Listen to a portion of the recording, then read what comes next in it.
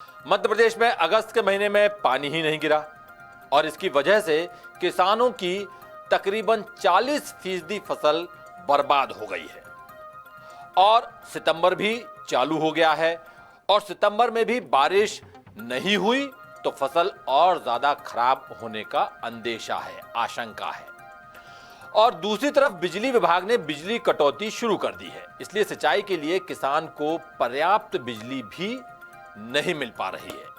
बिजली की मांग और आपूर्ति गड़बड़ हो चुकी है और इसकी वजह से सरकार खासी चिंता में पड़ गई है, क्योंकि साल चुनावी है। किसान को सिंचाई के लिए बिजली नहीं मिली और किसान की फसल खराब हुई तो सरकार के, बीजेपी के लेने के देने पड़ जाएंगे। इसलिए सरकार को अब भगवान याद आ गए हैं और सरकार पूजा पाठ का सहारा ले रही है। सरकार के पास अतिरिक्त बिजली लाने के भी कोई इंतजाम फिलहाल नहीं है।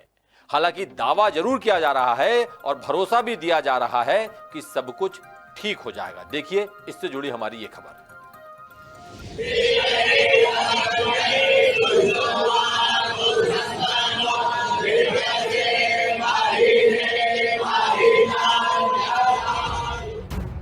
मध्य प्रदेश में अच्छी बरसात हो, इसके लिए शिवराज सिंह चौहान महाकाल की शरण में पहुंच गए, क्योंकि मानसून की बेरुखी से फसलों के खराब होने का संकट पैदा हो गया है। इसी बीच बिजली विभाग ने ग्रामीण इलाकों में बिजली कटौती का प्लान भी दे दिया है।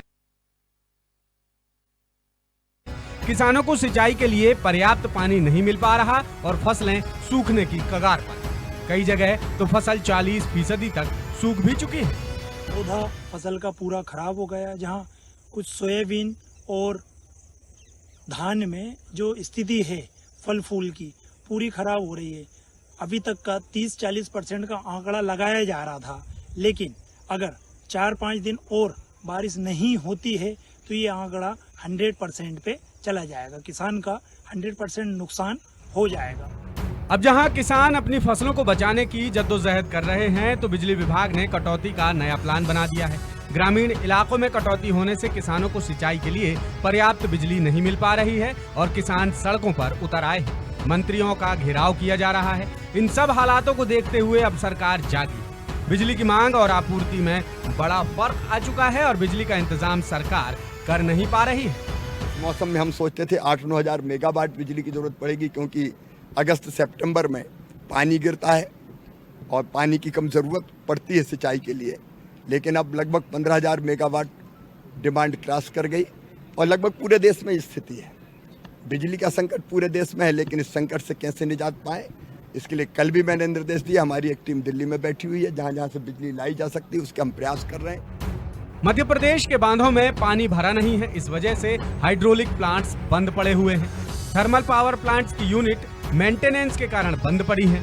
अब प्रदेश को सूखाग्रस्त घोषित करने की मांग भी उठ रही है। तुगलकी फरमान जारी किया, जहां पर मात्र 7 घंटे बिजली देने का काम किया गया। तो निश्चित रूप से कहीं ना कहीं इससे हमारे जो किसान जो ऑलरेडी परेशानी में है, दुविधा में है, उनके लिए एक और बड़ा संकट जो है उनके सामने खड़ा हो गया है। दरअसल ऐसी स्थिति बारिश ना होने की वजह से बनी, लेकिन इसमें कहीं ना कहीं सरकारी तंत्र की भी भारी लापरवाही नजर आती है। इस मसले पर द सूत्र ने आला अधिकारियों से बातचीत की तो आला अधिकारियों ने साफ कहा कि जब मानसून की स्थिति का अंदाजा पहले ही हो गया था तो थर्मल पावर प्लांट के मेंटेनेंस का काम पहले ही हो जाना चाहिए था। अब जब डिमांड बढ़ी है तो थर्मल प्लांट किसी काम के नहीं है। दूसरी तरफ सरकार ये भी फैसला ले रही है कि बांधों से नहरों में पानी छोड़ा जाए ताकि किसानों को पानी मिल सके। किसान आज संकट में है और संकट के समय मेरी प्राथमिकता किसानों को इस संकट से बाहर निकाल के ले जाना है।